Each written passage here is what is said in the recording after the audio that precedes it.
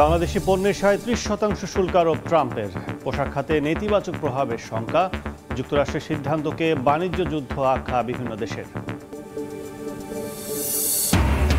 মিয়ানমারে বিদ্রোহীদের বিরুদ্ধে ২২ এপ্রিল পর্যন্ত যুদ্ধবিরতি ঘোষণা জান্তার। ভূমিকম্পে ক্ষতিগ্রস্তদের পুনর্বাসনে পদক্ষেপ।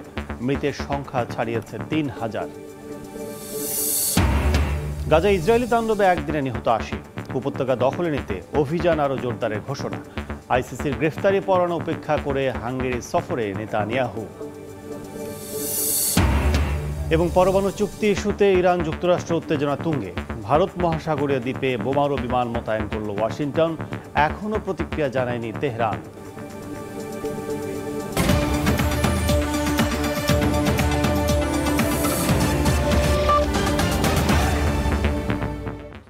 আন্তর্জাতিক সময়ের সঙ্গে আছি আমি কাজল আব্দুল্লাহ। বাংলাদেশি পণ্যের উপর ৩৭% শুল্ক আরোপ করেছেন মার্কিন প্রেসিডেন্ট ডোনাল্ড ট্রাম্প। এতে তৈরি পোশাক খাতে বড় ধরনের নেতিবাচক প্রভাব পড়বে বলে আশঙ্কা অর্থনীতিবিদদের। ২৫% শুল্ক আরোপ হয়েছে বিদেশি গাড়ি আমদানিতেও। স্থানীয় সময় বুধবার মধ্যরাত থেকেই তা কার্যকর হবে বলে জানা গেছে। তালিকায় রয়েছে চীন, যুক্তরাজ্য সহ ১৮৫টি দেশ ও অঞ্চল। ট্রাম্পের এই সিদ্ধান্তকে বাণিজ্য যুদ্ধ আখ্যা দিয়েছে অনেক দেশ। স্থানীয় সময় বুধবার ওয়াশিংটনের সংবাদ সম্মেলনে নতুন করে শুল্ক আরোপের ঘোষণা দেন মার্কিন প্রেসিডেন্ট ডোনাল্ড ট্রাম্প। এ সময় বাংলাদেশি পণ্যের উপর শুল্ক বাড়িয়ে ৩৭% করেন তিনি, যা আগে ছিল ১৫%। নতুন করে উচ্চমাত্রায় এই শুল্ক আরোপে বাংলাদেশের রফতানি, বিশেষ করে তৈরি পোশাক খাতে বড় ধরনের নেতিবাচক প্রভাব পড়বে বলে আশঙ্কা অর্থনীতিবিদদের।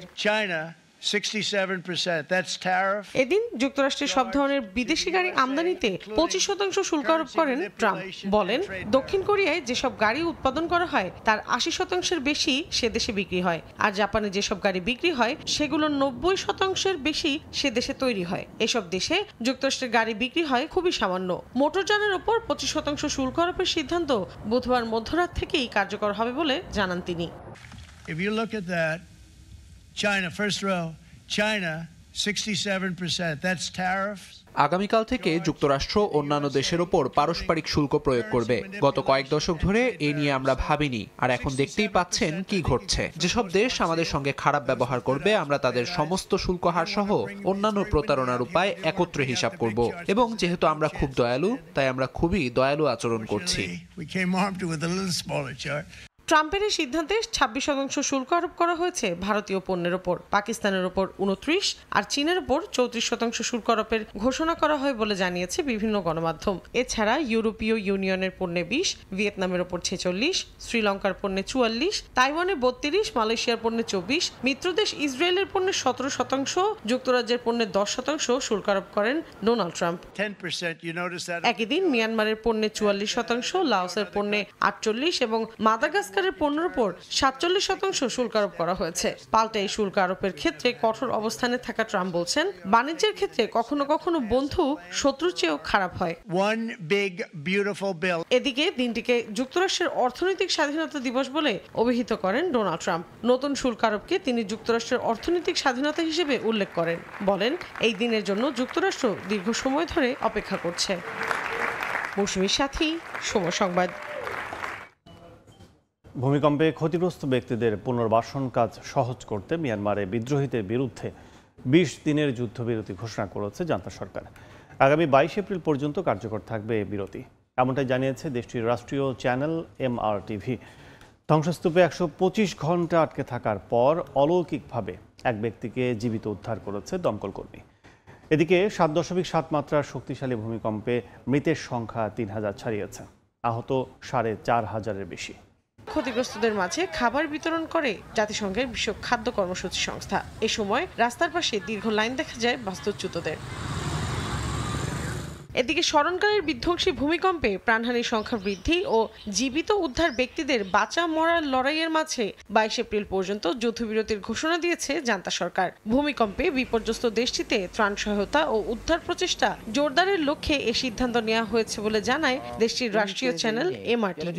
তবে বিদ্রোহী গোষ্ঠীগুলোকে সতর্ক করে জান্তা সরকার বলেছে, যুদ্ধবিরতি চলাকালীন হামলা, নাশকতা কিংবা লোকজনকে সংঘটিত করা, সমাবেশ ডাকা এবং শান্তি বিঘ্নিত করার মতো কোনো পদক্ষেপ নেওয়া হলে সামরিক বাহিনী তাদের বিরুদ্ধে যথাযথ ব্যবস্থা নেবে।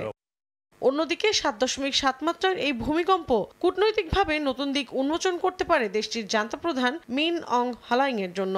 এক প্রতিবেদনে এ তথ্য প্রকাশ করে বার্তা সংস্থা রয়টার্স জানায়, এই দুর্যোগের কারণে কূটনৈতিক যোগাযোগের সুযোগ সৃষ্টি হয়েছে, যা 2021 সালের অভ্যুত্থানের পর থেকে প্রায় স্থগিত ছিল।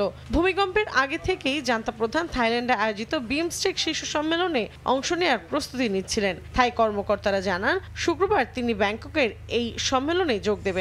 এই সফরটি জান্তা প্রধানের জন্য আন্তর্জাতিক স্বীকৃতি পাওয়ার একটি সুযোগ হতে পারে। বিশেষজ্ঞরা বলছেন, ভারত, চীন ও রাশিয়ার মতো দেশগুলোর কাছে মিয়ানমারের প্রভাব বিস্তারের সুযোগ তৈরি হয়েছে। মৌসুমী সাথী, সময় সংবাদ।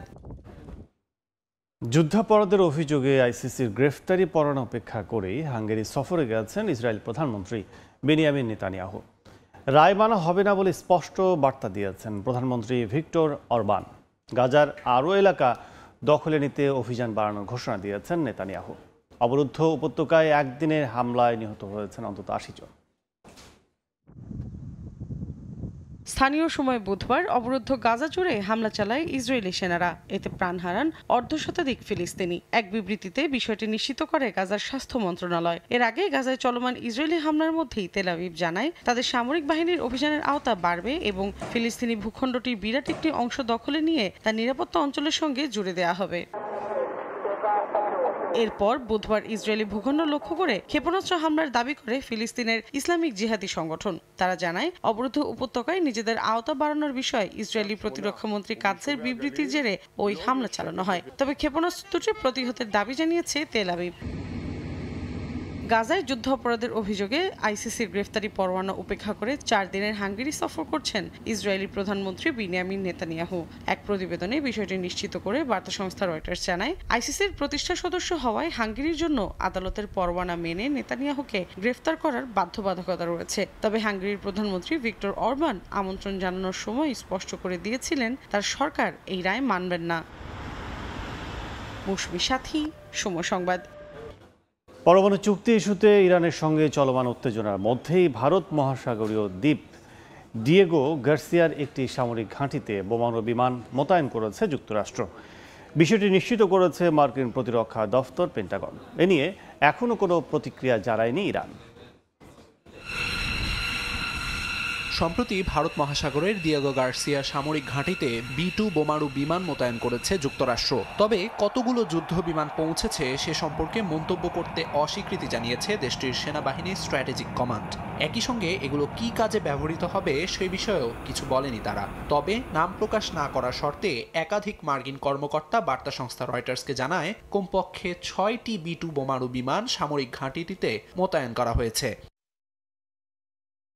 উচ্চ ক্ষমতা সম্পন্ন এই বিমান 30,000 pound GBU-57 massive ordinance penetrator বহন করতে সক্ষম। বিশেষজ্ঞরা বলছেন, এই অস্ত্রটি ইরানের পারমাণবিক কর্মসূচিতে আঘাত করতে ব্যবহার করতে পারে যুক্তরাষ্ট্র। তবে বিমান বাহিনীর হাতে আছে মাত্র 20টি B-2 বোমারু বিমান, ফলে এর ব্যবহার যথেচ্ছ হবে না বলেই মত বিশেষজ্ঞদের। পেন্টাগনের মুখপাত্র শন পার্নেল এক বিবৃতিতে জানান, যুক্তরাষ্ট্র এবং তার অংশীদাররা সেন্টকমের আঞ্চলিক নিরাপত্তার প্রতি প্রতিশ্রুতিবদ্ধ এবং এই অঞ্চলে সংঘাতকে আরও বাড়িয়ে তুলতে পারে এমন যে কোনো পদক্ষেপের প্রতিক্রিয়া জানাতে প্রস্তুত।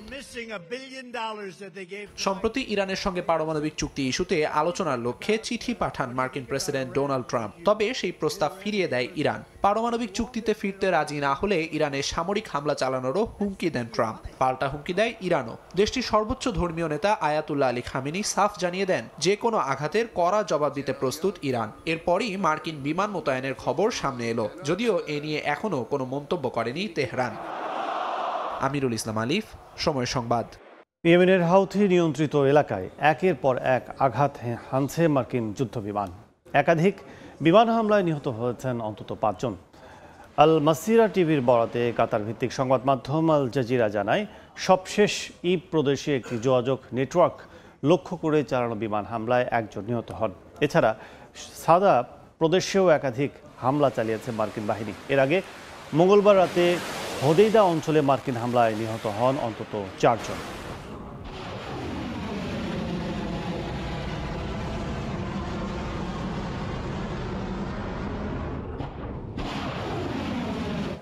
দক্ষিণ কোরিয়ার অভিশংসিত প্রেসিডেন্ট ইয়ন সুক ইয়োলের আনুষ্ঠানিক রায়ের দিন ঘোষণা করেছেন দেশটির সর্বোচ্চ আদালত। স্থানীয় সময় শুক্রবার রায় ঘোষণা করা হবে। রায় ঘোষণাকে কেন্দ্র করে সহিংসতা এড়াতে আদালত প্রাঙ্গণ সহ রাজধানী সিউলে 14,000-এরও বেশি নিরাপত্তা কর্মী মোতায়েন থাকবে।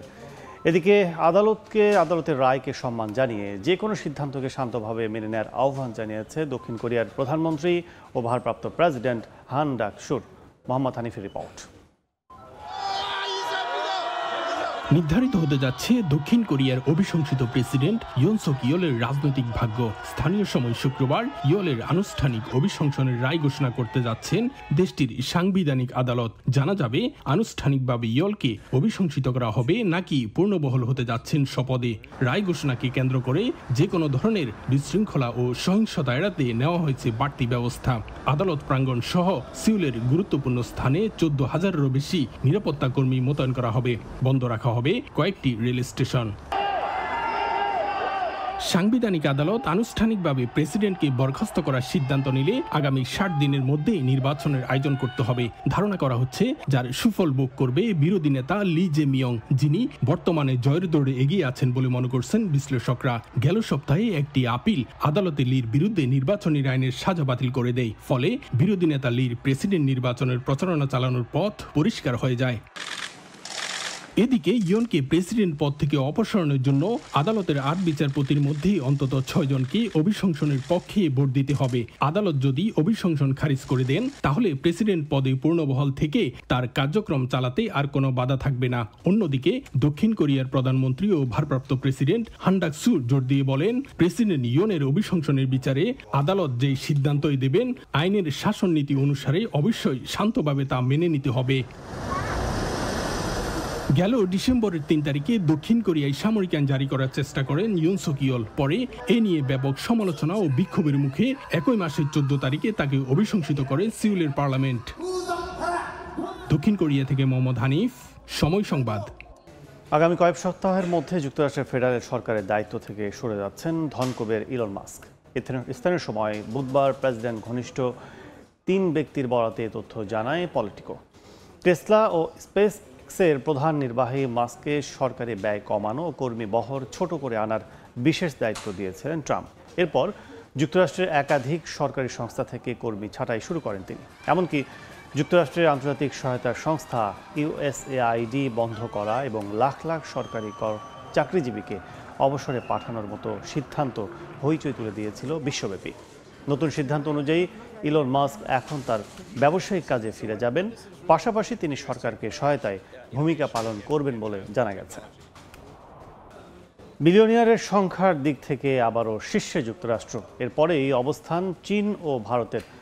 চলতি বছরে ফোর্বসের তালিকা অনুযায়ী যুক্তরাষ্ট্রে মোট বিলিয়নিয়ারের সংখ্যা 902 জন।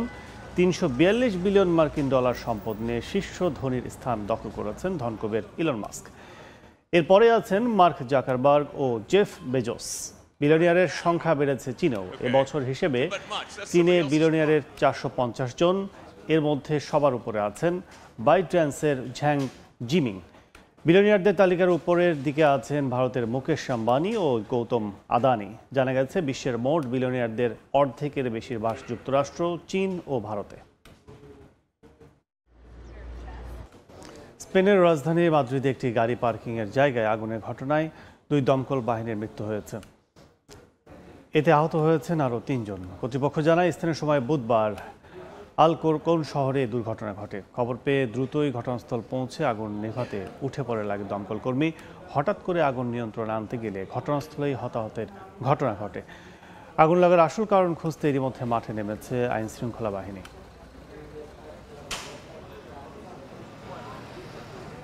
আবারও আটকে গেল পাকিস্তানে বসবাসরত আফগান শরণার্থীদের ফেরত পাঠানোর কার্যক্রম।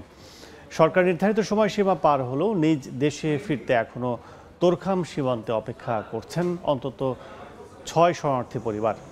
গত মার্চে পাকিস্তানের স্বরাষ্ট্র মন্ত্রণালয় জানায় সকল অবৈধ বিদেশি ও আফগান সিটিজেন কার্ডধারীরা 31 মার্চের মধ্যে নিজ দেশে ফিরে না গেলে জোরপূর্বক বহিষ্কার করা হবে তাদের।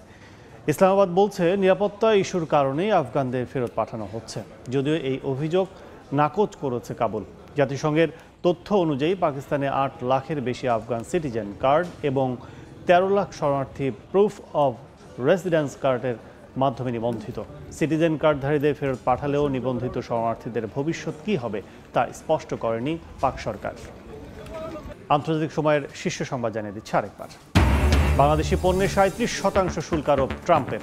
পোশাক খাতে নেতিবাচক প্রভাবের শঙ্কা। যুক্তরাষ্ট্রের সিদ্ধান্তকে বাণিজ্য যুদ্ধ আখ্যা বিভিন্ন দেশের। মিয়ানমারে বিদ্রোহীদের বিরুদ্ধে 22 এপ্রিল পর্যন্ত যুদ্ধবিরতি ঘোষণা জান্তার। ভূমিকম্পে ক্ষতিগ্রস্তদের পুনর্বাসনে পদক্ষেপ। মৃতের সংখ্যা ছাড়িয়েছে 3000। এবং গাজায় ইসরায়েলি তাণ্ডবে একদিনে নিহত 80। উপত্যকা দখলে নিতে অভিযান আরও জোরদারের ঘোষণা। আইসিসির গ্রেফতারি পরোয়ানা উপেক্ষা করে হাঙ্গেরি সফরে নেতানিয়াহু।